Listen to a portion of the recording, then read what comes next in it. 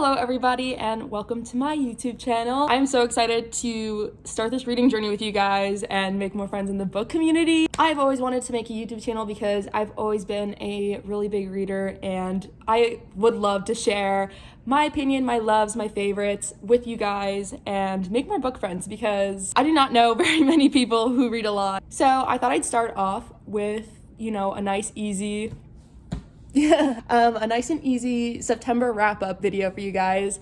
I read 10 books in September, which I think is actually pretty good because I started my grad school program in September. So the fact that I read 10 books, I feel pretty good about it, especially because I've been feeling very slumpish recently. So I'm gonna go through each one, give you my ratings, and whether or not I recommend. I'm gonna talk about these first ones as a whole because it is a trilogy. I read the Inheritance Games trilogy at the start of the month, and I really enjoyed this. If you don't know what the Inheritance Games trilogy is, basically it's a young adult Knives Out riddle solving girl inherits like billions of dollars from this old billionaire that she never knew. And basically she has to move into his house and solve all the riddles, etc.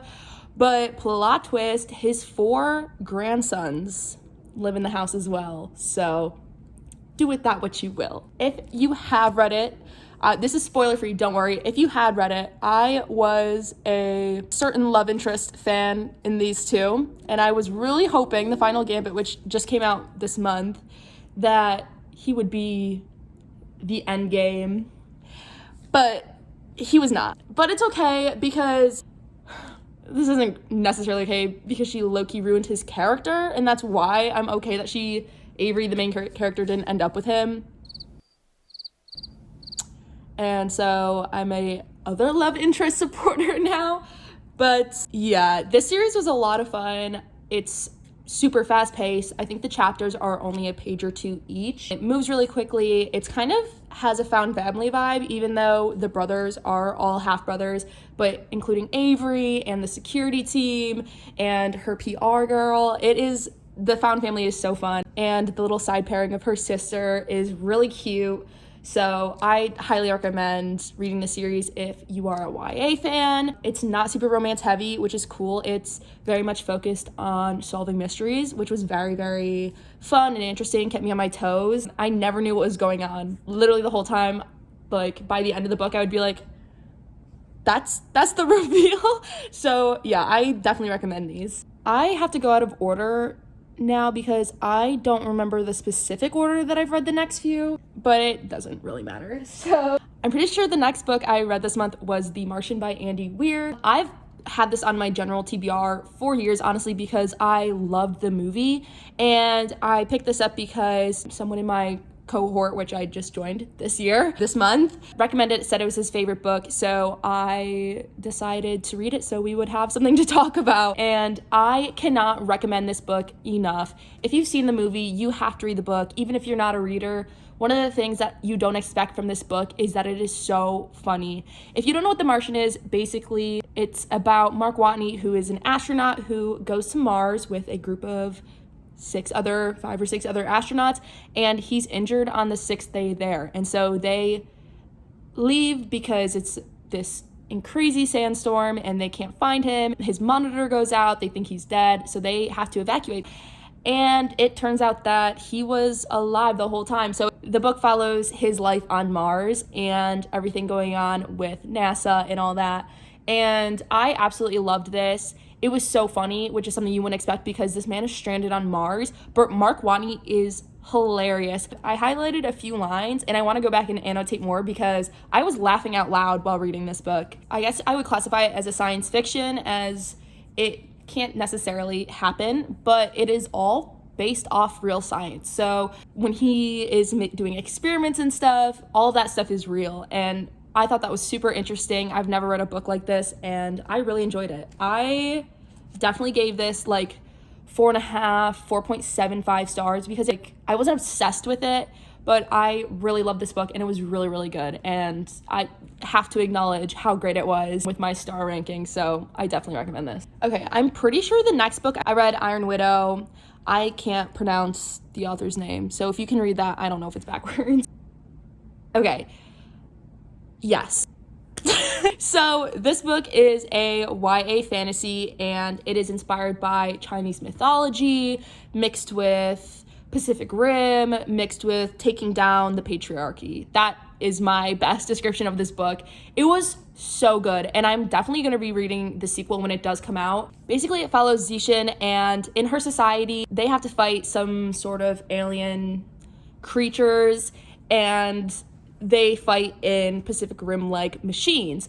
But in Pacific Rim, the two pilots work together. In this book, the male pilot sacrifices the female pilot's power, life, all of it. So girls all over are drafted into the military solely to be a concubine, to sacrifice their life to power these machines. So Zixin's sister is killed in one of these machines, and she plans revenge to take on the man who killed her sister and enact revenge. And it honestly follows her past that, because I don't think that's a spoiler.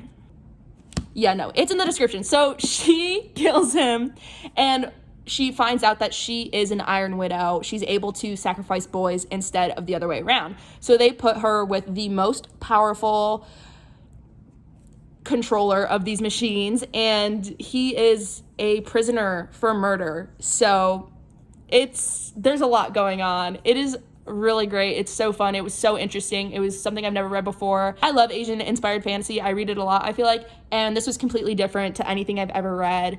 It was so original, and I definitely recommend. I think I gave this 4 stars. It was really good. Okay, I think I read this after The Martian, but it doesn't really matter. I also read The Summer of Christmases. Looking at this cover, it looks so pretty. I had so much hope. Okay, so basically this book follows Ivy Green, who 5 years ago, her boyfriend from home dumped her right before Christmas. And she writes a really good screenplay about it. And 5 years later, it is picked up to be filmed, produced, made.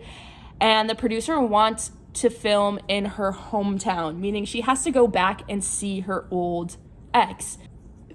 Basically, it follows this story. There's a few subplots going on, like her ex and the star of the show, her and the director, the families. Oh my god, I just forgot this side character.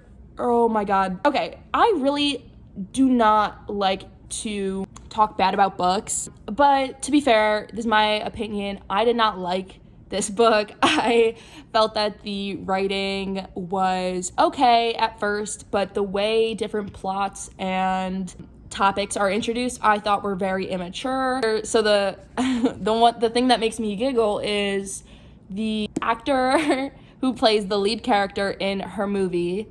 He is like kind of a really close friend of hers, I guess, or he becomes a close friend of hers, and so he's like a side character in the book. And there's this moment where some guy says something to him, and in his brain, like, you kind of get his perspective, sort of, because I think it's third person, I don't know.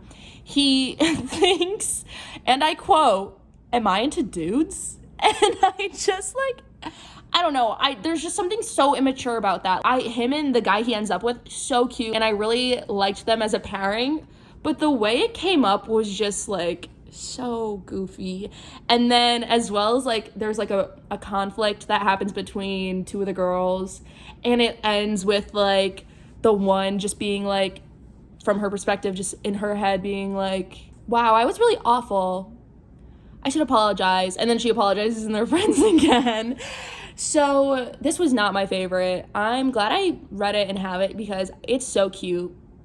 And I like owning cute books. But I think I gave it 2 stars on Goodreads. I would give it maybe 2.5 because it's it's floppy and pretty. I'd give it the half star extra for that.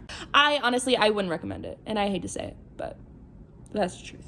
Back on track with timing, I read this after Iron Widow. This is Maggie Moves On by Lucy Score. I really liked Things We Never Got Over by her, and so I was really excited to pick this up. It was good.